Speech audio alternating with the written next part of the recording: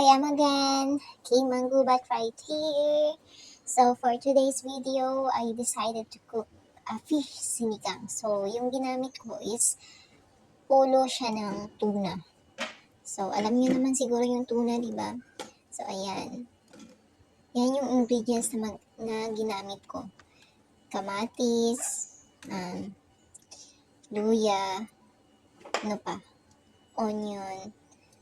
So, by the way guys, tag-bis tayo dito. Tagalog, Bisaya. Set aside muna natin yung English. Pero naka-English pa rin, no? Nasagol, guys. Na-mix na. O, yan.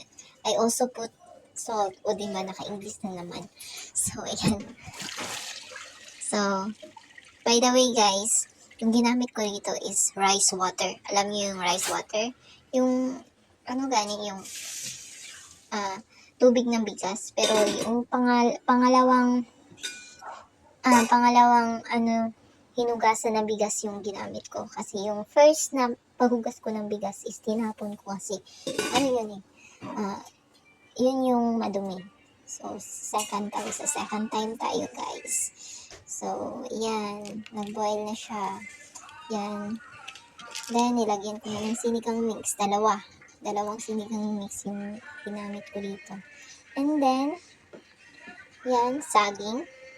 So, ayan, pampawala ng para mas masarap guys. Saging na hilaw.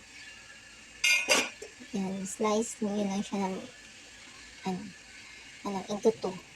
And then, pagkatapos, yan, lagay ko na yung mga gulay. So, talong, okra, sitaw. Ayan. Paluto na siya guys. Yung panghuli is pechay, o kaya kung walang pechay, lagyan nyo yung kangkong. Pero pechay yung ginamit ko dito. Then nilagyan ko rin ng sili espada, o yung tinatawag na rin na sili grill. Ayan. Pagkatapos nyan, after a minute or 1 minute, 2 minutes, yan, luto na ang ating sinigang na tuna. Ayan, nakakatakam. Maasim na masarap.